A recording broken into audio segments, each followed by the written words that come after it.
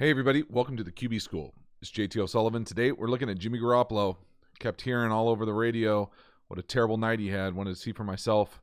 Ended up suffering through Booger McFarland's misdiagnosis of what's going on. So this is basically my take at trying to figure out exactly what it was and if there's anything to worry about. Hope you all enjoy it.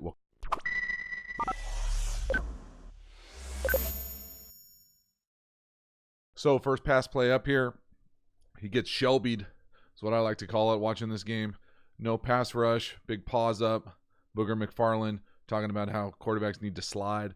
This is kind of a unique thing in my opinion because the NFL in practice, oftentimes defensive linemen will not put their hands up because you don't want to ruin a drill by batting down balls. That happens right here. But unfortunately, in the real game, they're going to be jumping. Offensive linemen need to rake this guy. 66 needs to be engaged in his rib cage and get those hands down. In my opinion, this is an offensive line issue, not a Jimmy Garoppolo issue. Right here, you got to be engaged. His hands go up. You punch him in the ribs. He'll get his hands down, and that's an easy completion. We're off to the races. He was talking about, Booger McFarland's talking about, doesn't look poised, moving around, needs to slide. You don't slide. This is open in the NFL right there. He can't block him for 66. You got to find a way. Everybody's got to be doing your job, but that's just a little bit different than practicing and playing. Because in practice, you'd never jump up and knock down that ball if you're a defensive lineman unless you want to get yelled at. Then this is obviously, we've got all sorts of issues here. So I think when we were watching this originally, I want to see if I can go all the way back. I want to say that Jimmy Garoppolo changes the point here.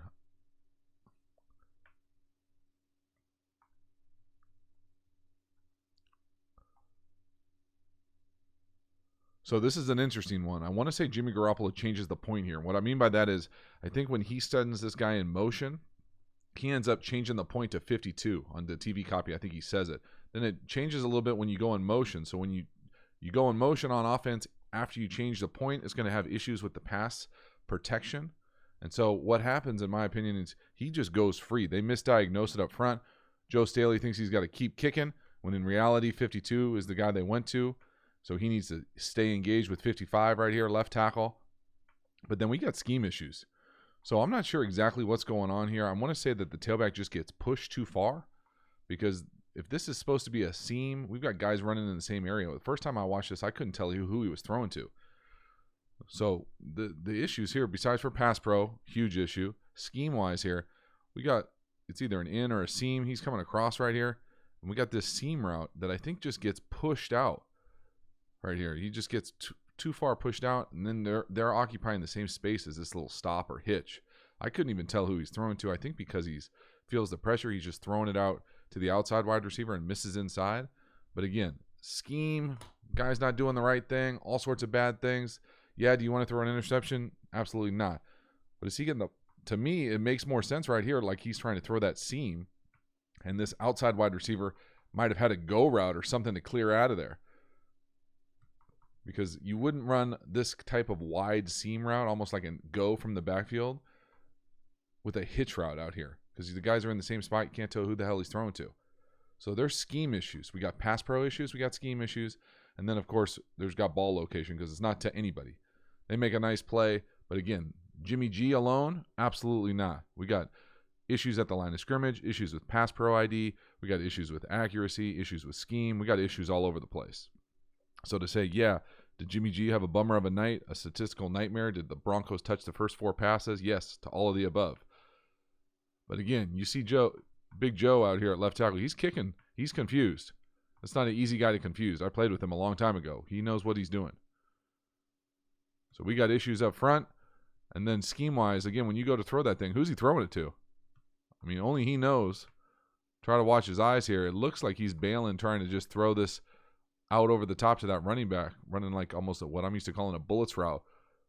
But again, that's a miss scheme, miss all sorts of things.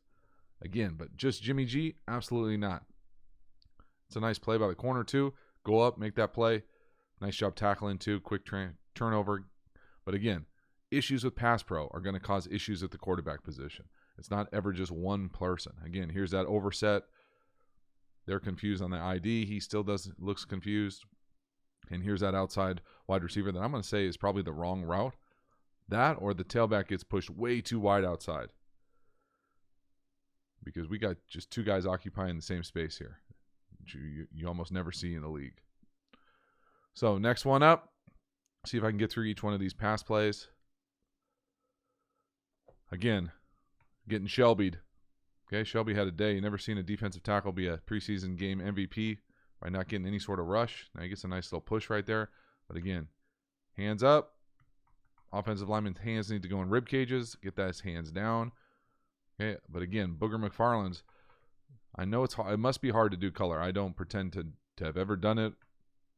It must be difficult. But he was talking about Jimmy Garoppolo needing to slide and get around hands. Like, that's not how you play quarterback.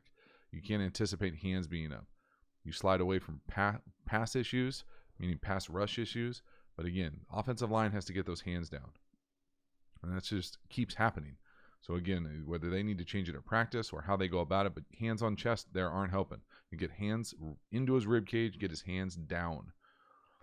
So again, another batted ball. Another Broncos touch the ball. And then we got here just like a failed loop route. Just not sure what he's doing. If the corner reads it, you know, scheme-wise, exactly what you're doing. He'd probably, if he had to do this over again, he'd probably love to throw that corner. But again, they're grabbing him inside the number 2. This little loop route, pretty common route. Draw it up just so we all know exactly what we're talking about here. Let's say it's the first guy. I don't know for sure. He's going to come out, and then you'd want him to come back in. This corner sees it and drives on it. But in addition to this looper, you're going to get a corner route right here. And he's grabbed. The number 2 guy is grabbed from the slot defender right here.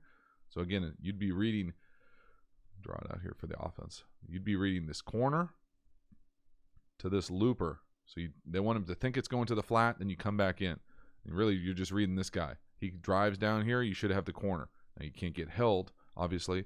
But we got all sorts of, again, issues here on the outside. So corner makes a nice play, drives on the ball.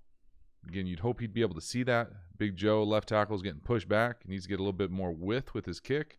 Getting a good vertical set, just no width. And getting pushed back into the space. But again, you'd love to throw this corner right here.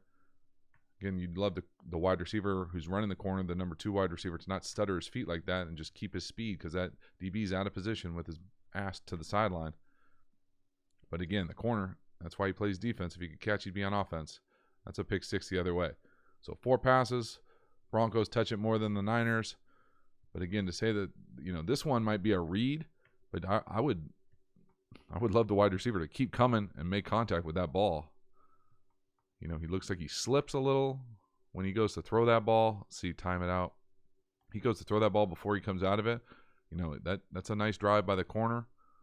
Again, I have a hard time saying it's a great read, but should that wide receiver not slip, come down and get his body on it, not let that get picked like that or picked like it should? Again, issues. And then Joe back here on the backside just getting pushed back. But again, Booger McFarland was talking about he needs to feel this. Like, feel what? He's looking to the right. That's the left tackle. Doesn't come anywhere near him. He's got his eyes downfield. He doesn't need to feel anything. Joe needs to set with more width and be a little stronger in his base, not get pushed back.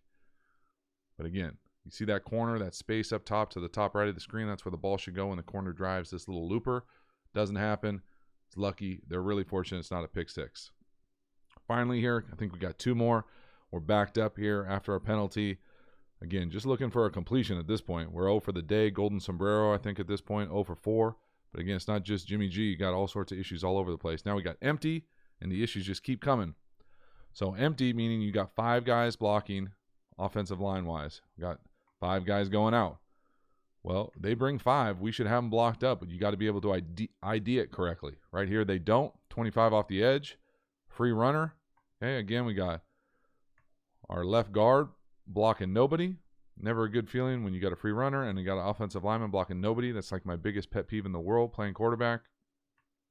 But again, should he be able to catch it and throw a hitch? You know, I don't know. When does he let this thing go? Guy bearing down on him. I love the fact that he got it out of his hand quick enough. That's a fast release, quick enough so that he doesn't get hit. You know, he throws a little chuck and duck there. Throw it, duck a little, protect yourself. Again, you'd love a more accurate throw, but he's throwing that early with a free runner on him. You know, it's pretty hard to do. If anything, you could bail away from him a little bit if you knew he was a free runner, but he looks like he's surprised. So you'd love the offensive line to ID. be able to block up their 5 that are coming with your 5 that are blocking. 3, 4, 5. 5 offensive linemen. We got the left guard blocking nobody. We got this guy coming free. So their hot answer looks like just a hitch. You got to be able to catch it from the quarterback position, bail away from the pressure if you know it's coming, and throw a strike. Now, again, does it hit his hands? Yeah. Should he catch it? Yes. Should we give him a better ball? Yes. All those things. But again, it's not the end of the world. They catch you with a hot. That's the issue when you go hot on both sides. You got to know exactly what to do with the ball. You got to be able to deliver a hot route or a sight adjust, give your wide receiver a chance. But again, to say that this is like some crazy issue for Jimmy Garoppolo, no. The guy's unblocked, running at him. Sure, would you like to throw a better ball? Yeah. But, I mean, it hits both of his hands. Now, yeah, you absolutely want a better ball. But, again, we can't have free runners running on the franchise here and live consistently at that space. So, again, lots of issues, getting shell beat all over the place, all sorts of scheme issues, really, pass pro issues, in my opinion, too. To blame it just on Jimmy Garoppolo having a bad night, I think, is missing the point. I think this is a little more disconcerting for the Niners and for anybody who has to watch Monday Night Football listening to Booger. So, thanks for watching.